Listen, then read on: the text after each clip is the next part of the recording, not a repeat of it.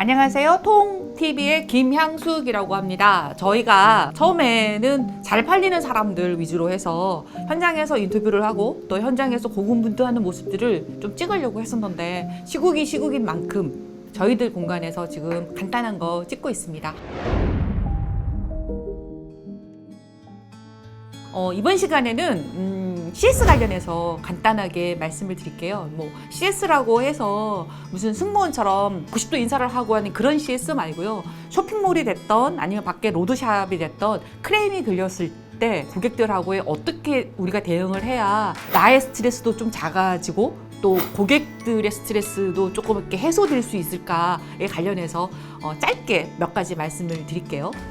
통상적으로 크레임이 걸렸다는 것은 문제가 생겼다라는 거죠. 그러면 그 고객의 불편함은 통상적으로 두 가지가 있어요. 어떤 게 있냐면 첫 번째는 정말 기분 나빠서 너네랑 거래 안 할 거거든? 작정을 하고 덤비는 고객들이 있고요. 또 한 가지는 너네들 너무 좋아하거든? 근데 이런 부분이 조금 부족하고 나를 불편하게 해. 그래서 너네가 이것을 조금만 더 완화를 시켜주면 나는 여기를 계속해서 다닐 의지가 있거든. 그러니 나를 좀 챙겨줄래? 하는 그런 뉘앙스가 있어요. 그러면 각각의 그 대응에 따라서 우리가 하셔야 될 것들은 첫 번째는요.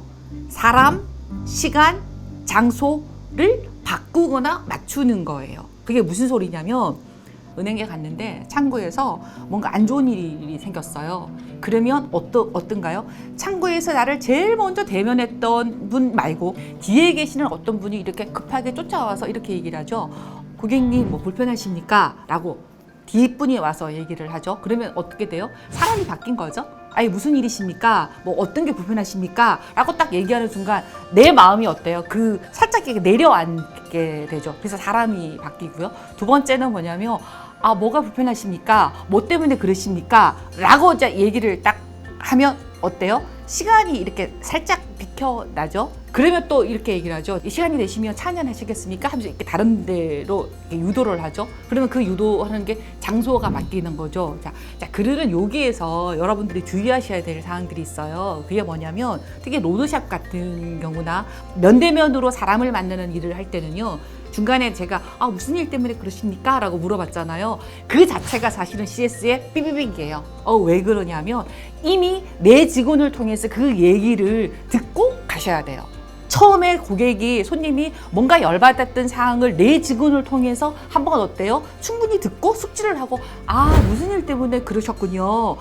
이것 때문에 불편하셨군요. 라고 얘기를 하면 어때요? 그 사람들 마음이 수그러지는데 또 설명하라 그러면 더 성질나죠. 내가 했던 그 감정을 이 상대한테 인정을 받아야 되기 때문에 조금 더 막 부풀려서 얘기를 하게 되는 경우가 생기거든요. 그러면 앉아있는 내 직원도 어때? 너무 억울하죠. 나 그렇게 대응하지 않았는데 이 사람 막 말을 부풀려 하면 그러면 이게 파장이 엄청나게 커지는 경우가 생겨요. 자, 그러면 이게 쇼핑몰로 돌아왔을 때, 온라인으로 돌아왔을 때는 어떤 일이 또 벌어지냐면 똑같아요. 여러분들이 온라인이라 그러면 CS 응대 시간을 아침부터 저녁까지 풀타임으로 해놓으시면 안 돼요. 왜냐하면 12시에 물건을 어디 외출했다가 돌아와서 택배를 받았는데 12시에 응대가 된다라고 하면 막 밤 12시에 막 섰는데 답변이 없잖아요. 그러면 이 사람들 일을 하는 거야, 마는 거야 하고 막 더 열받게 돼요. 그래서 모든 쇼핑몰이나 모든 어떤 온라인 매장에는 몇 시부터 몇 시까지 우리가 응대를 할 수 있습니다라고 분명히 명기가 돼 있어야 돼요. 특히 토요일, 일요일 날은 안 됩니다라는 게 명기가 돼 있어야 내가 토요일 날 택배를 받아서 약간의 불량품이 와서 열받았는데 토요일, 일요일 날 응대를 안 해요. 그러면 나는 어때요? 시간을 벌었어요. 시간을 버는 동안에 어떤 일이 벌어지죠? 월요일 되면 토요일 날 내가 택배 받았을 때 열받았는데 월요일 날 다시 보니 뭐 그냥 쓸만하네. 그냥 쓰자. 이렇게 벌어져서 자체적으로 어떻게 돼요? 내 마음이 철회가 되는 일이 벌어지거든요. 자, 두 번째는 뭐냐면 사람의 감정을 어떻게 스스로 컨트롤할 수 있게끔 만드느냐가 또 중요한 숙제로 남게 되는 거죠. 그래서 사람, 시간, 장소가 똑같이 온라인인 거예요. 자, 그러면 이 온라인에서 조금 다른 맥락인 게 뭐냐면 통상적으로 문제가 생기거나 크레임이 생기면 변명하게 되거든요. 왜 변명하게 되냐면 억울하잖아요. 나는 손님들한테 그렇게 대접하지 않았고 나는 내 고객들한테 그런 의도가 없이 뭔가를 잘했는데 손님이 다른 의도로 얘기를 하게 되면 내 얘기를 아니다라고 뭔가 막 반론 제기하고 싶잖아요. 그러면 그게 사실은 변명이 돼요. 이게 최근 며칠 전에 제가 봤던 건데요. 모 사이트에서 뭐뭐뭐뭐님 통밀빵을 그동안에 굉장히 잘 먹었는데요. 이번에 나왔는 형태가 너무 많이 부풀려져 있고요.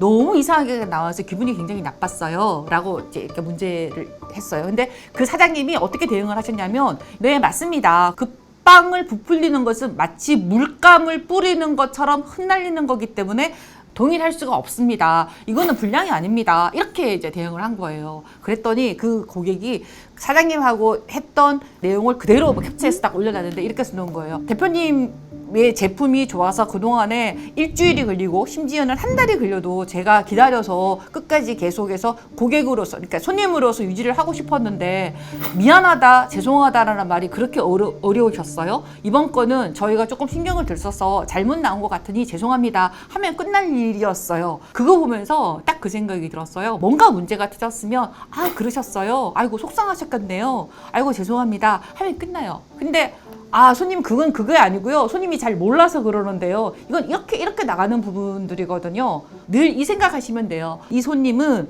나 이런 거 좀 안 좋으니까 나 이 집 계속 이용할 거니까 내 문제를 조금 건드려서 터치를 해주세요 라고 징징거리는 거지, 내가 너무 기분 나빴으니 너랑 완전히 절교할 거야, 단절할 거야, 그거는 조금 다른 문제이거든요. 그래서 그렇게 조금 대응을 하는 거. 그러니까 제가 이제까지 해봤던 여러 가지 컨설팅이나 어떤 대응에서 제일 좋았던 게 뭐냐면요. 어머 그러셨어요. 저희가 몰랐던 부분을 말씀을 해주셔서 이게 저는 아주 귀한 보약 한 첩을 먹었습니다. 빠르게 그 보약 효과를 누리도록 하겠습니다. 감사합니다. 이랬을 때 거의 문제가 없었어요. 이거는 제가 10년 전부터 써봤던 멘트인데 거의 먹히는 멘트이거든요. 그래서 이런 좀 어떤 스킬을 가져보는 거는 어떨까라는 생각이 듭니다.